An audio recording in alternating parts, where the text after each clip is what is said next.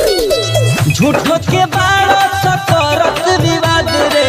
होई रे लाई हो जइबा ससन रे झूठो के बारो सकरत विवाद रे होई रे लाई हो जइबा ससन रे सबके पावर नयन की लड़बस केतन विवाद करबा प्रमोद भैया के कुछ ना उखड़बस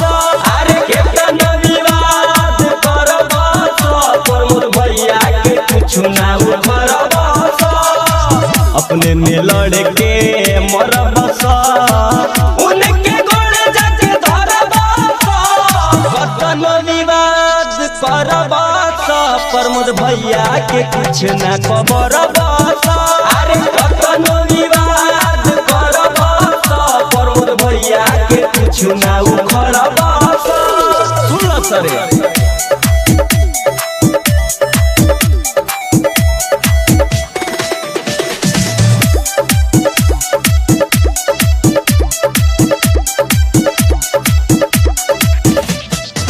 लाइव के गरिया बता रस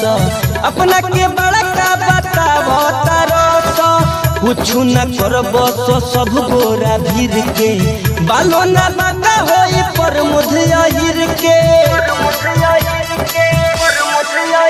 अरे लाइव के गरिया बता रस अपने के बड़का बता बता रस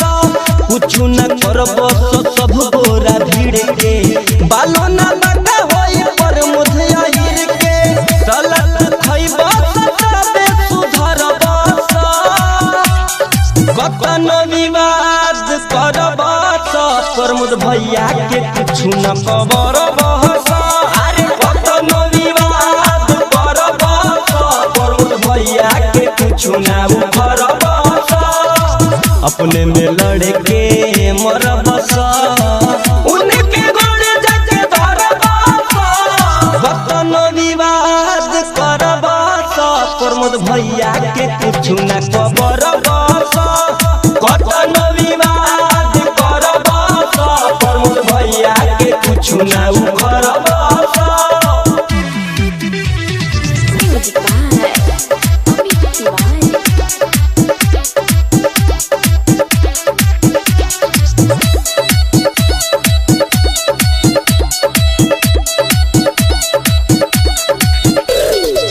कहले अभिषेक दिन से देहाती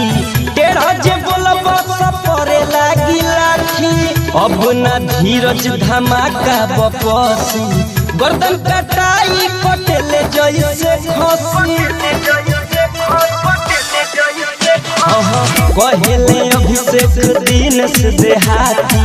टेढ़ा जे बोलबस खइबस लाठी अब ना धीरज धमाका बपसी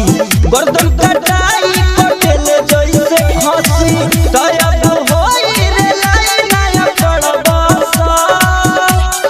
कतन विवाद करबस प्रमोद भैया के कुछ ना उखड़बस